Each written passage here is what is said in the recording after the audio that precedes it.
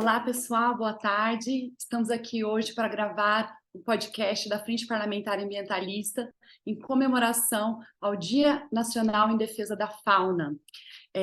Como sabemos, o Brasil é um país de grande biodiversidade, com mais de 100 mil espécies de animais catalogadas e mais de 40 mil espécies vegetais. O Dia Nacional em Defesa da Fauna foi instituído para trazer uma conscientização sobre a proteção dos animais da fauna brasileira. Estamos aqui hoje com o nosso coordenador do GT de Fauna da Frente Parlamentar Ambientalista, deputado Matheus Laiola, que vai falar um pouquinho sobre os trabalhos do grupo de trabalho da Frente Parlamentar Ambientalista em defesa da fauna, e a doutora Vânia Plaza Nunes, que é diretora técnica do Fórum Nacional de Proteção e Defesa Animal, uma ONG que vem há muitos anos trabalhando em defesa da fauna no Brasil. E eu sou a Antoniana Ottoni, também trabalho no GT de Fauna da Frente Parlamentar Ambientalista e estarei aqui hoje no papel de entrevistadora dessas grandes pessoas que vão me falar desse tema para a gente hoje. Deputado, fale um pouquinho para nós, por favor, dos trabalhos do GT de Fauna, e como o senhor está pensando em organizar, né, esse trabalho daqui para frente? Obrigado pelo convite, um prazer estar aqui com vocês, agora bem mais próximo, né? Então eu escutava o grupo de fauna, e eu não participava, né? Eu não participava, falava, mas eu queria participar disso. Então eu recebi o convite do Nilton Tato e a gente acabou aceitando esse convite. Então, assim, faz umas 2 semanas, uma semana ali, né? E a expectativa é boa. A gente tem assuntos, igual a gente conversou em off aqui, a gente tem assuntos extremamente polêmicos, extremamente controversos, e a gente tem assunto que a tendência é ser de consenso, né?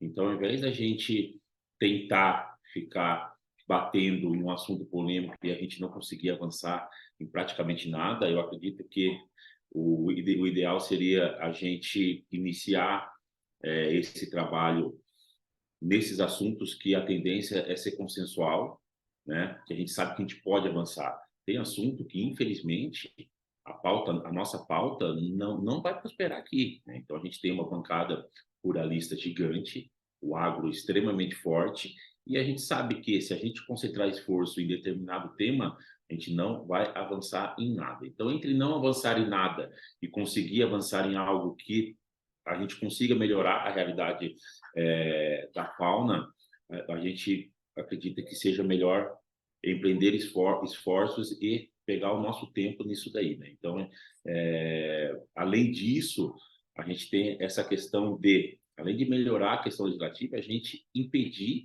que haja retrocesso, né? Sim. Então, não é só melhorar o que está acontecendo, é impedir que a gente retroceda e piora do jeito que já está. Porque, assim, legislação a gente tem a rodo, como diz o ditado, né? A gente tem muita legislação, a gente tem relativamente uma legislação interessante aqui no Brasil de fauna.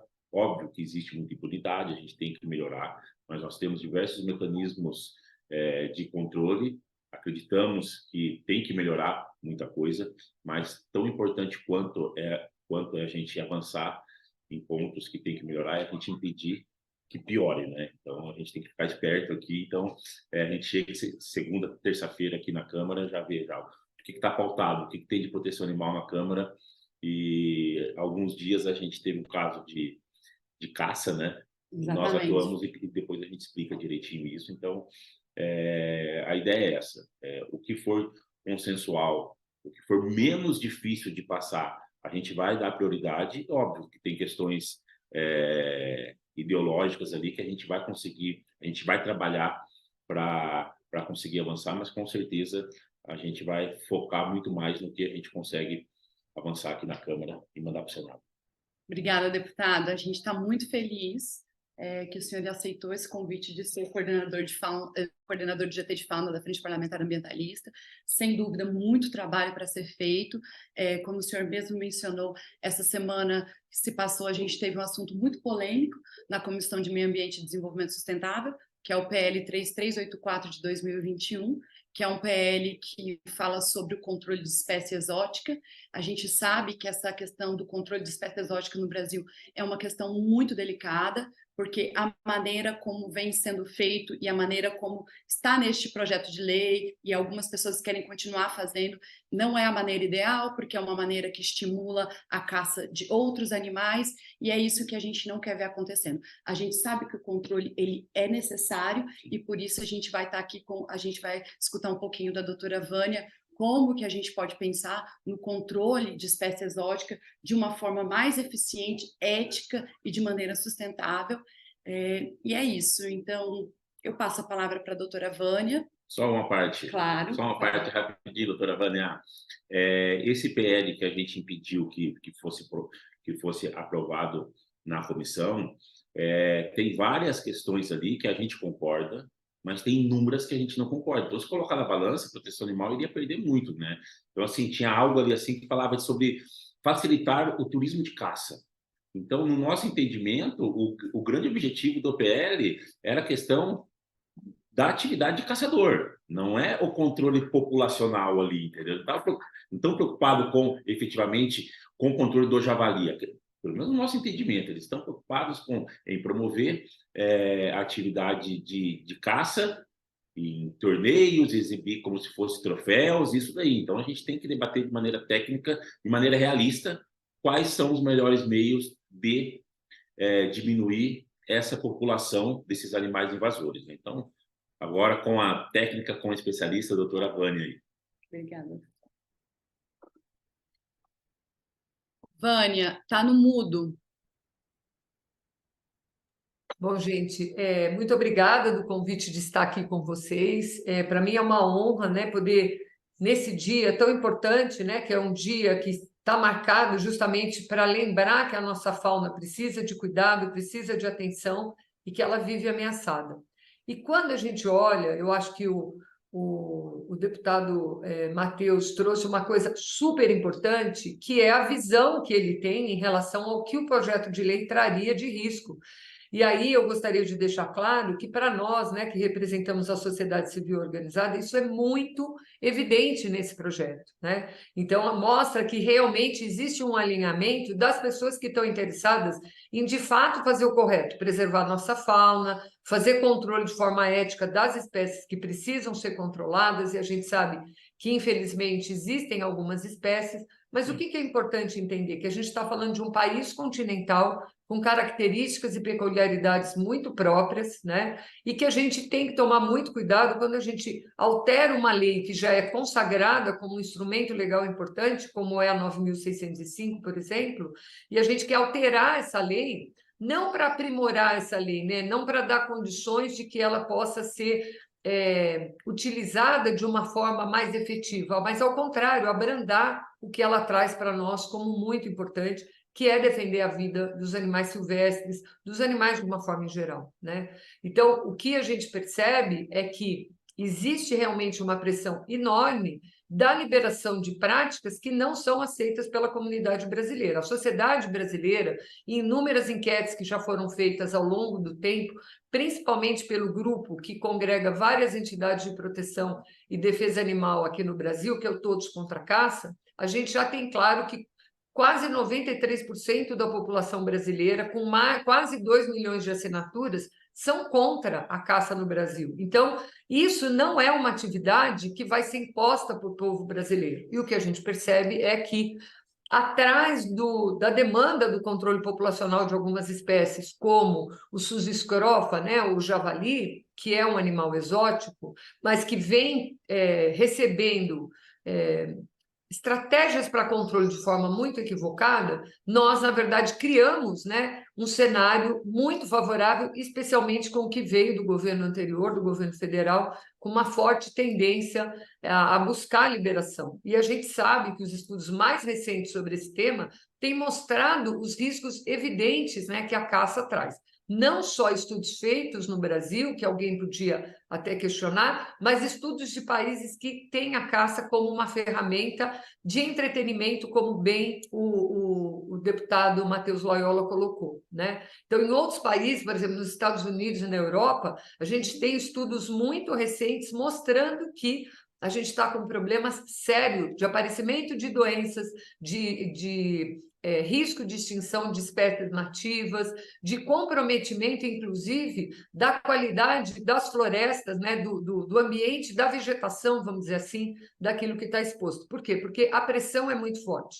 Porque não é só a caça de uma espécie, né? Ela vulnerabiliza por vários fatores que a gente pode, em outro momento, detalhar melhor, outras espécies, né, que vivem também naquele ambiente. Então, se já existe uma perturbação por um animal que é exótico, a perturbação fica muito pior quando a estratégia da caça, de forma completamente equivocada, é implantada naquele local. Então, se tem que ter controle, seja o que for, javali, lebre europeia, outros animais, a gente podia listar algumas outras espécies aqui, é preciso que exista uma política pública pensada para controle daquela espécie naquela característica. Acabou, controlou, tem que mudar isso. E através da lei é sempre muito mais difícil, né? Então, quando a gente pensa que, por exemplo, o Ministério do Meio Ambiente, que tem, por exemplo, institutos específicos, o IBAMA, o Instituto Chico Mendes, né? Eles podem criar normativas específicas, porque tem um corpo técnico robusto, pode chamar técnicos que estudam isso, né, que estão dentro do território brasileiro e fazer com que isso seja aplicado de uma forma muito mais eficiente e, além de tudo, ampliando a fiscalização, porque esse é o grande problema. Se eu não fiscalizo, eu não consigo também fazer o controle. Desculpa da fala longa, mas é para tentar amarrar várias coisas aqui numa fala única. Não, mas é isso, doutora Vânia. Então, assim, o que nos preocupa a gente sabe que tem que ter o controle populacional, a gente sabe disso, né?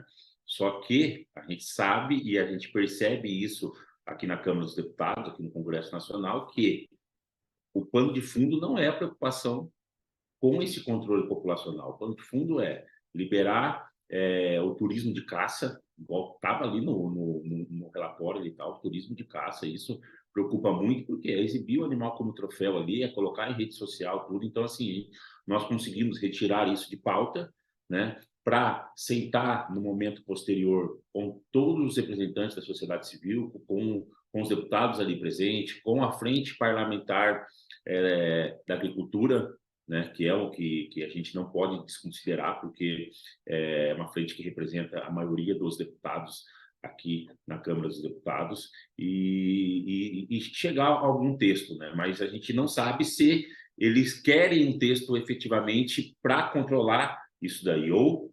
somente um pretexto para liberar a caça, e isso daí preocupa bastante a gente. Eu só queria fazer uma consideração nessa sua fala, que eu acho que é bem importante, mas eu acredito que mesmo na bancada do agronegócio, existem muitos deputados que têm uma postura mais correta em relação a isso. E se a gente não tivesse alternativas, mas é o contrário, a gente tem alternativas muito eficientes para o controle, né? Elas precisam ser monitoradas. Recentemente, a gente teve um seminário muito importante que foi feito sobre esse tema, desencadeado pelo próprio Ministério do Meio Ambiente, com a participação da representação de diferentes segmentos da pesquisa, dos controladores, do pessoal ligado à área da produção, e o que ficou evidente é a ineficiência, nesse seminário, uma semana inteira a gente discutindo a ineficiência do controle da espécie exótica, no caso era do javali, usando o mecanismo da caça. Ou seja, existem alternativas éticas para controle que não é só simplesmente, porque ela é ética. Não é isso. É pelo fato de que ela gera uma série de informações, de subsídios para fomentar o aprimoramento dessas técnicas, né? Então, por exemplo, o uso de armadilha, no caso do javalis, é bastante eficiente,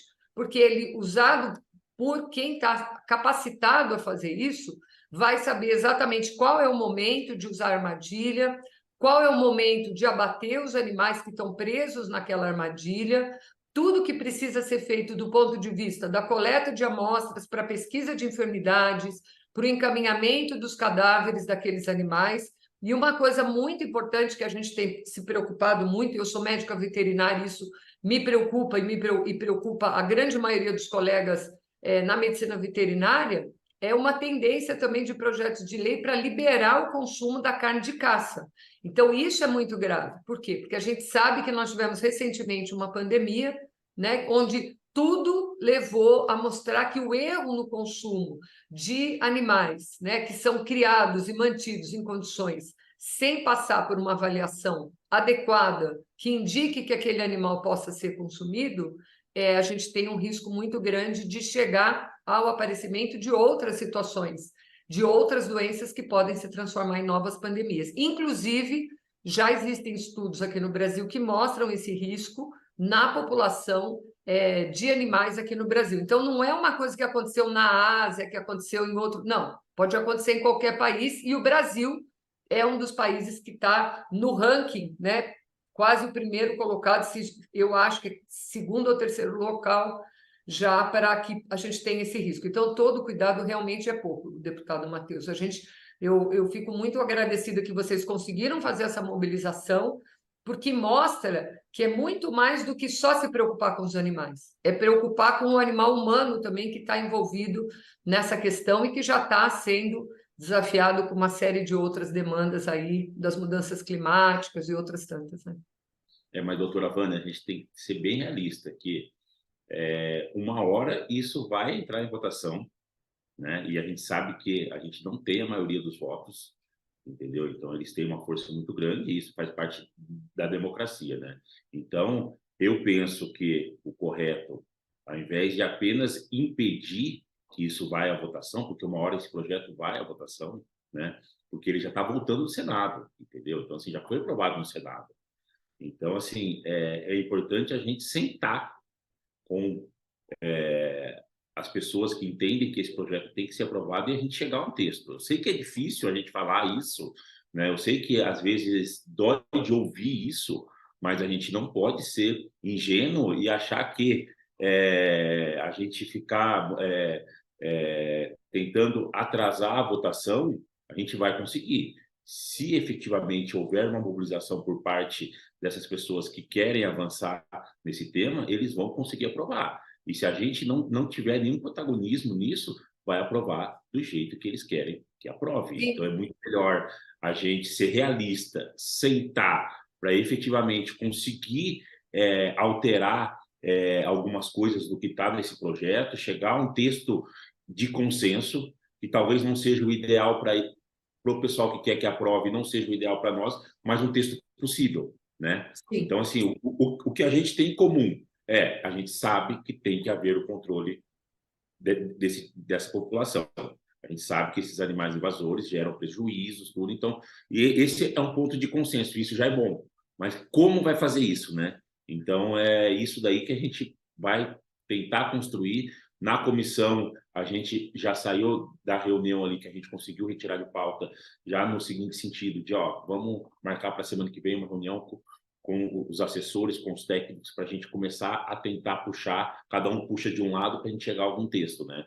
E, doutora, desculpa eu atravessar a entrevistadora, né? Não, mas quais seriam... A doutora falou das armadilhas e tal, mas, assim, o que a doutora acha que seria o mais viável, por exemplo, com relação ao javali? Então, ao javali, toda a pesquisa científica mostra que você tem que, primeiro, fazer o monitoramento da presença desses animais, identificar os grupos sociais que eles são compostos, né? E, a partir daí, uma outra estratégia bem importante é ter pessoas capacitadas, técnicos mesmo, que possam fazer esse trabalho da melhor forma. Porque o que eles fazem? Eles colocam uma ceva, é montada uma estrutura grande para que esses animais, ao entrar, quando eles estiverem ali dentro, porque eles vivem em grupos sociais, você consiga eliminar todos os indivíduos. Porque, deputado, uma coisa que é muito importante a gente ter claro é que o javali não se esparramou pelo Brasil por conta e risco dele. Ele foi esparramado por essas pessoas que tinham ou interesse de cruzar com os porcos para gerar o javaporco, o que gerou um problema gigante, que eu não vou entrar no mérito, mas podemos falar sobre isso, e, ao mesmo tempo, esparramar o javali para que mais pessoas e mais locais pudessem trabalhar dentro dessa perspectiva do turismo de caça, como você trouxe, tá? Tanto é que a gente tem ilhas que esses animais apareceram. Quem que levou lá? Então, o que a gente Não chegaram sabe... voando, né? Exatamente. Eles devem ter ido de drone. Alguém foi de drone e soltou eles ali, né? O que a gente sabe, na verdade, é que para que tenha eficiência no controle de qualquer população de animal, você tem que agir maciçamente naquele grupo social. A gente já sabe isso acontece nas capivaras, que são animais da nossa fauna.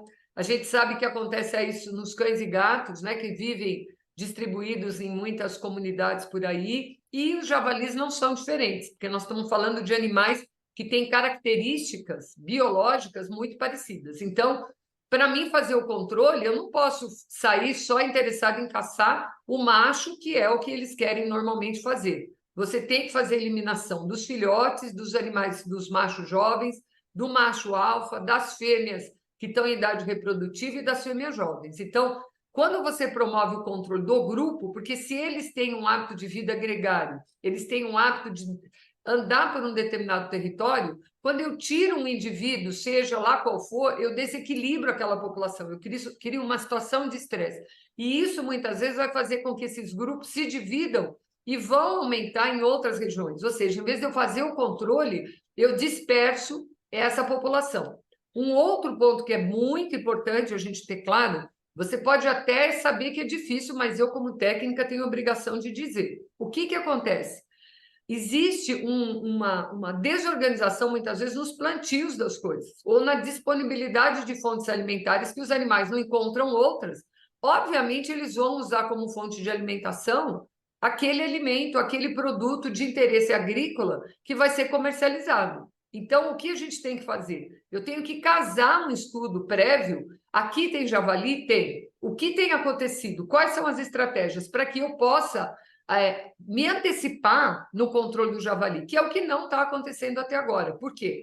Porque, infelizmente, eu acompanhei todas as etapas do que você puder imaginar de javali até hoje, como nós vamos fazer e que jeito vamos fazer. Desde o começo, anos atrás, tá? O grande problema foi sair uma instrução normativa que autorizava a caça, e essa informação da caça ela é feita eventualmente online, ninguém vai lá para conferir o que foi morto, o que não foi morto, o que está identificado, o que não está. Então, essa desorganização do próprio órgão ambiental, ela foi muito importante na contribuição de criar uma expectativa de algo que, na verdade, fez com que o javali se esparramasse, que a gente ampliasse o problema e criasse a expectativa nessas pessoas que, oba, agora nós vamos fazer caça. Só que eu vou voltar na questão aqui. Para mim, uma forma muito importante é mostrar que, desorganizadamente, as perdas econômicas na agricultura vão continuar acontecendo. Você tem que ter uma estratégia técnica adequada de investigar, saber exatamente onde você vai agir e fazer o controle o mais precocemente antes de ter o ataque nessas plantações, que é o que não se faz, né? Então, existe como fazer... E quanto mais as pessoas insistirem no erro, mais problemas nós vamos ter. Então, responsabilizar, né, passar para essas pessoas esta questão da decisão é importante, porque a sociedade civil vai cobrar dessas pessoas isso. E tanto a ciência quanto a sociedade civil organizada, ela está muito interessada em contribuir de forma ética, proativa, tranquila, mas para ser ouvida, e não para ela ser, muitas vezes, tratada, né, de forma muito dissimulada, vamos dizer assim, para falar o mínimo, como a gente já viu acontecer em outras pautas, né? Então, a gente teve a emenda constitucional 96 no passado, que foi consequência disso. Como você disse, as pessoas tinham muito interesse, então fizeram. E agora a gente está questionando tudo isso no Supremo Tribunal Federal. E enquanto não tem uma decisão, quem sofre? A sociedade como um todo, né? Os seres humanos, o ambiente, até que a gente tenha uma decisão. Então, eu acho que a gente, no mínimo, tem que dialogar com essas pessoas, mostrando, porque os argumentos que eles têm são os mesmos sempre, são argumentos muito insignificantes do ponto de vista de que eles querem fazer o que eles querem, na verdade, e não aquilo que é necessário fazer, e a gente não pode esquecer. Quem está aí no Senado, na Câmara dos Deputados, são pessoas que representam a nossa sociedade. E a sociedade espera que eles façam políticas públicas que beneficiem a sociedade como um todo, e não essa categoria ou aquela. Então, a gente tem que bater forte nisso, porque se a gente não faz isso, quem é que vai fazer? Né? Então, é nosso papel, sociedade civil organizada, mobilizar e tentar criar esse diálogo e fazer um acordo, como você falou, cede um pouco aqui, o outro cede um pouco ali, e a gente constrói algo mais adequado, né, para o momento que a gente está vivendo. Sim, sim, a gente já teve um avanço, concordo com tudo, doutora. A gente teve um avanço nesse governo, que foi aquela normativa do IBAMA, né? Então, antes era a regra e a regra se tornou exceção, né? A caça ali, né? Mas eu acredito que esse diálogo é necessário quando a gente for sentar com os deputados, com a FPA, a gente vai sentar também com o IBAMA ali, né? Para o IBAMA mostrar, ó, não é a caça que vai resolver isso daí. Tem essa maneira, né? Entendeu? Aí vamos ver o que eles vão querer, né? Que a gente vai mostrar, gente, tem algo que efetivamente vai resolver, que não a caça. Aí vamos ver se o interesse deles é 100% a caça ou é resolver o problema do controle populacional mesmo, né? Doutora Vânia, eu fiquei com uma dúvida ali, e eu sei que a gente evita falar isso porque não cai bem nos nossos ouvidos, né? Tá, o javali, a gente reúne esses animais numa armadilha ali, e aí depois é feito o abate desses animais, né? E como que é feito esse abate? Normalmente é feito com arma de fogo, mas aí o tiro usado em situações específicas, até mesmo nas regulamentações internacionais da Associação Mundial de Medicina Veterinária ou pelo Conselho de Medicina Veterinária aqui no Brasil, em condições especiais, o uso de arma de fogo é aceito, mas como? De forma a você promover o abate daquele indivíduo com a maior rapidez possível, tá? Ah, mas Sim. tem outra forma? Claro que tem. Você pode ter um curral onde você vai passar esses animais, fazer insensibilização desses animais e depois, a insensibilização, para você entender, é fazer com que o animal apague, perca a consciência. E aí, como é no caso de suínos, ou bovinos, né, ou aves e tal. E aí esses animais são sangrados e pronto. Só que nesse caso especificamente, se a gente pensa no risco, porque o grande questão é o dano agrícola e o risco sanitário. Então, se é isso, o que vai se fazer? Você vai produzir num ambiente controlado a eliminação desses animais através de armadilhamento e arma de fogo, e aí você vai ter um local para onde destinar esses animais. Então, vai fazer uma pesquisa? O cara da pesquisa que vai colher o sangue, a amostra, vai ter que estar ali. Vai levar para uma universidade? Vai fazer ali no campo? Qual vai ser a destinação desse material? Porque é muito importante a gente não esquecer que a legislação brasileira da destinação de resíduos contaminados, e nesse caso, se os animais são portadores de algum patógeno de risco, e a gente já tem vários trabalhos mostrando isso, ataque de morcego com risco de raiva, leishmaniose, a peste suína africana é o grande risco, né, que eles acham, mas a gente tem a peste suína clássica. Então, tem um conjunto de doenças que já preocupam. Então, assim, se de fato a gente quer fazer um controle sanitário adequado, a gente tem que ir por esse caminho. Então, assim, o que falta, eu percebo, é uma definição clara de qual é o objetivo que a gente tem. Como você bem disse, que eu achei ótimo. Vai ser o turismo de caça ou vai ser fazer o controle dessa população de exóticos? Deixando claro que esse controle não vai ser uma coisa assim, daqui um ano não tem mais. Não é isso. O que é importante? A fiscalização e o monitoramento. Então, nesse evento que teve, que a Antoniana sabe, ela acompanhou à distância esse evento com a gente, o que foi definido é que a gente criou uma nova estratégia para mudar essa instrução normativa que autoriza a caça, tá? E posso dizer para você que foi extremamente desgastante toda essa questão. Por quê? Porque as pessoas dizem assim, mas se não tiver a caça, o risco vai ser... Não, é o contrário. E não são quaisquer pessoas que falam isso, né?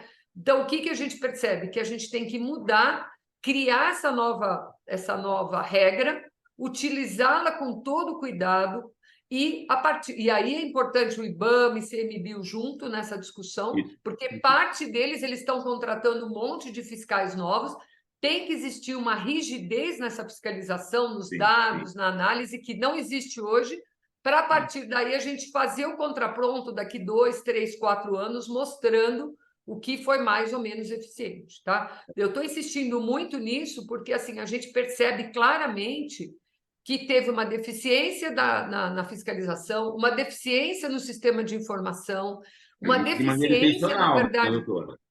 De Hã? maneira intencional. De Intencional. Intencional. maneira intencional. Intencional. Intencional, e eu vou te dizer assim, ó, no começo, a ideia da instrução normativa, ela pode até não ter sido tão ruim, mas o que aconteceu? Com a mudança do governo dos últimos 6 anos, a gente teve um abandono da questão de priorizar isso como algo que precisaria gerar informação para aprimorar o sistema. 6 anos para uma população de animal que tem muitos filhotes, mais de um período de gestação por ano, tudo isso contribuiu para a situação que a gente está vendo, tá? E eu acho que o outro ponto muito importante, que a Antoniana sabe, nós já conversamos em outras oportunidades sobre isso, é o imenso risco que a nossa fauna nativa está correndo nesse momento diante dessa prática, né? Praticamente toda semana tem 1, 2, 3 matérias em diferentes regiões do país que por acaso foram encontradas, deixar claro que pode existir muitas outras, né, que a gente nem fica sabendo o que acontece, mostrando o abate de outras espécies que, inclusive, hoje já são espécies ameaçadas. Então, eu acho que, assim, deputado, nós precisamos é que a Câmara crie projetos de lei para proteger de fato a nossa fauna. E não é só a fofofauna, não é só os animais bonitos, as onças, o lobo-guará. Não, precisa proteger cobra, lagarto, jacaré, iguana, sapo, tudo que você puder imaginar, porque tem muitas. Eu trabalho com isso, né? Então eu posso dizer para você que são muitas espécies hoje que estão seriamente sob risco ou ameaçadas por vários motivos outros que não diz respeito só à caça. A poluição, uso e ocupação do solo, fragmentação de áreas verdes, a falta de conectividade entre os locais, a poluição, falta de alimento, a diminuição da água, enfim, um universo de questões. E o que a gente percebe? Que com esses temas não tem uma preocupação, infelizmente, no Senado e na Câmara dos Deputados. Então, não adianta o presidente ir lá na ONU e faz um discurso super legal, no sentido de que tem que preservar, mas assim, ó, preservar só a árvore e ela ser uma floresta morta, uma defaunação, que é o que está acontecendo hoje, é um risco gigante e não vai demorar muito, é 5 anos, 10 anos, provavelmente a maioria de nós ainda vai estar aqui e nós vamos ver essa situação cada vez mais depauperada. Então, eu vejo que o papel da Câmara ele precisa ser nesse sentido e deixar que os órgãos técnicos que estão nos ministérios se encarreguem tecnicamente de promover o que quer. Agora, fortemente, não vamos esquecer que a população brasileira é contra a caça. Então, para defender interesses comerciais de um ou de outro, nós não podemos nos render com argumentos que não se sustentam e deixar com que milhares de animais, centenas de espécies estejam em situação de vulnerabilidade. Concordo, doutora, concordo com tudo. E assim, o que me preocupa muito é a gente colocar na lei, ali na 9605, essa autorização, né? Então, assim, isso daí eu acredito que tem um IBAMA ali que dê para regulamentar isso, né? Que é a questão técnica ali, que a gente não consegue detalhar isso numa lei. Até porque se a gente aprovar uma lei hoje e tiver que alterar essa lei em razão de, ó, essa lei foi aprovada, mas não dá para continuar desse jeito, para alterar a eventual autorização da caça, vai ter que movimentar todo o Congresso Nacional, a Presidência da República. Então, isso é muito mais rápido e efetivo sendo infraconstitucional, vindo do órgão ali, do IBAMA, do ICMBio ali, que são técnicos que faz um ato normativo hoje, se tiver que mudar daqui 60 dias, muda numa canetada, óbvio, que ouvindo toda a sociedade civil, principalmente a questão técnica, ver o que efetivamente melhora, né? Então, assim, eu não vejo com bons olhos colocar na Lei 9605, que demorou tanto para ser redigida ali e para ser melhorada. Tem muita coisa a ser melhorada ali. A gente pode falar de tráfico de animal silvestre, mas acredito que seja um outro tema ali, né? Então, a gente inserir essa autorização de caça, de turismo de caça, essas coisas numa lei ordinária ali, eu acho péssimo e, reitero, tem órgãos técnicos que têm condição de fazer isso, né? Então, o papel do IBAMA vai ser, eu penso que é fundamental nesse debate para a gente avançar positivamente nisso e não a gente receber um projeto de lei como foi proposto ali, que com certeza o interesse não é o controle populacional, e sim promover a caça mesmo. Exatamente. Eu fico bem feliz, né, de saber que você tem essa clareza, né, nesse encaminhamento. Para a gente é um alento para o nosso coração, porque realmente ter um conjunto de deputados, que eu sei que você representa aí na frente animalista, que eu tive a alegria de ver o lançamento, né, tirar foto com vocês e tudo, é muito importante, né? Eu acho que isso faz com que a gente acredite nesse trabalho. E outra, deputado, eu acho que quando a gente consegue avançar nessas pautas, daqui a pouco a gente tem outra eleição. A gente vai mostrando de fato como que a pauta animalista ela é importante na sociedade. Mudar esses marcos civilizatórios, como a gente já mudou vários. Antigamente ninguém tinha programa de manejo populacional de cães e gatos, né? A gente não tinha uma preocupação efetiva com a questão dos maus tratos, seja para que animal for. E eu, graças a Deus, tenho a alegria de dizer que eu vi essa mudança, fiz parte de acompanhar essa mudança, né? E o que eu vejo? Que muito ainda tem a ser feito. E como fica fortalecido? Tendo muitos de vocês, como você aí, né, que brilhantemente assumiu essa coordenação dessa comissão para a gente lutar. E eu acho que também nesse caminho vai muito do reconhecimento e da respeitabilidade que a ciência tem no país.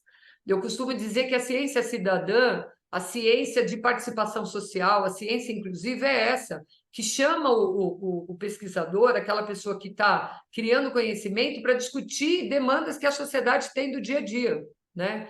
Então, eu acho que a gente tem profissionais extraordinários. Eu me coloco à disposição para indicar vários, tá? Pessoas que são pesquisadores mesmo nessa área, e eu tenho assim e vou estar aqui na torcida que isso caminhe da melhor forma, porque se não caminha da melhor forma, a sociedade civil se manifesta e é para isso, né, que a gente tem todo um sistema estabelecido, né, do poder executivo, legislativo e judiciário. Só para fechar essa fala, faz 10 anos que essa instrução normativa foi aprovada, né, que autoriza essa prática. Então, assim, aparentemente, é difícil para mudar uma lei, mas também é difícil para mudar uma instrução normativa quando não existe uma discussão no caminho correto.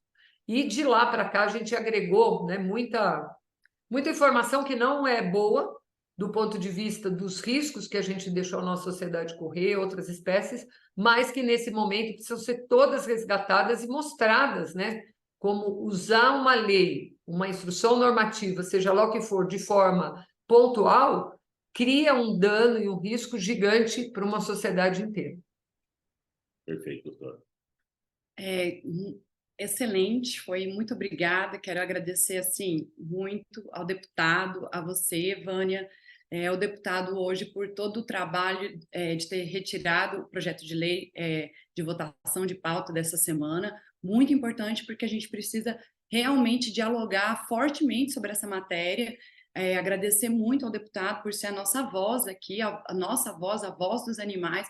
É extremamente importante a gente ter os representantes aqui batalhando pela gente, porque a gente não, né, para a gente poder defender essas questões. Então, deputado, muito obrigado. É uma alegria imensa contar com a sua ajuda dentro do GT de Fauna da Frente Parlamentar Ambientalista. Também agradecer profundamente a você, Vânia, que vem aí há mais de 30 anos, há mais de 20 anos, trabalhando arduamente nessa pauta, trazendo questões técnicas extremamente relevantes. Foi muito boa a nossa conversa hoje, para a gente pensar que esse controle populacional ele tem que ser feito de forma muito cuidadosa, porque senão a gente vai ter outros problemas que vão atingir as pessoas. Se as pessoas não se preocupam com os animais, só estão preocupadas com elas mesmas, elas têm que olhar essa pauta com mais cuidado. Então, acho assim que você trouxe questões muito importantes, Vânia.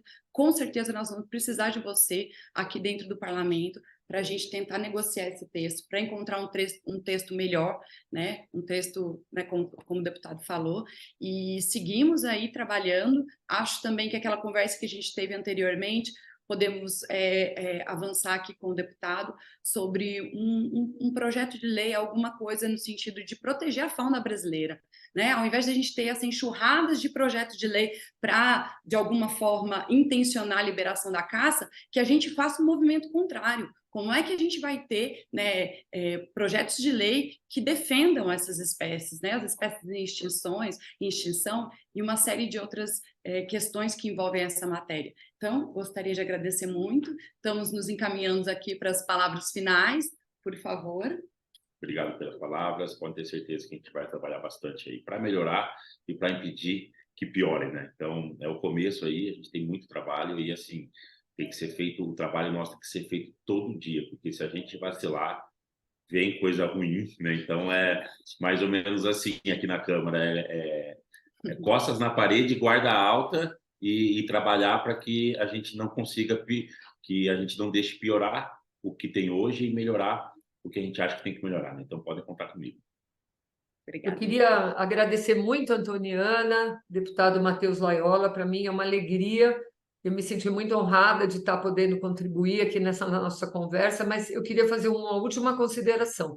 Como é importante a gente ter pessoas, né, representando esse movimento da proteção e defesa dos animais, como é seu caso, e o caso de alguns outros parlamentares que integram, né, essa frente, mas vou usar seu caso em particular, porque eu acompanho já há muito tempo, né, seu trabalho, a sua dedicação, né, e o fato de você não se preocupar com a crítica das pessoas, né? Você trilhou um caminho e foi em frente. E eu acho que isso tem um valor extraordinário, né? Então, para mim, nessa altura da vida, é uma alegria ver que a gente tem uma bancada, né, bem mais representativa, com pessoas engajadas e que são lideradas por uma pessoa como você, que tem uma experiência, né, pela sua área original, né, de saber como lidar, e, ao mesmo tempo, já tinha uma bagagem, né, de entender os maus tratos, tanto faz que seja para gato, cachorro, passarinho, periquito, papagaio, cavalo, porco, galinha, porque quem acompanhou sua trajetória sabe, né, da sua dedicação para com todos. Então,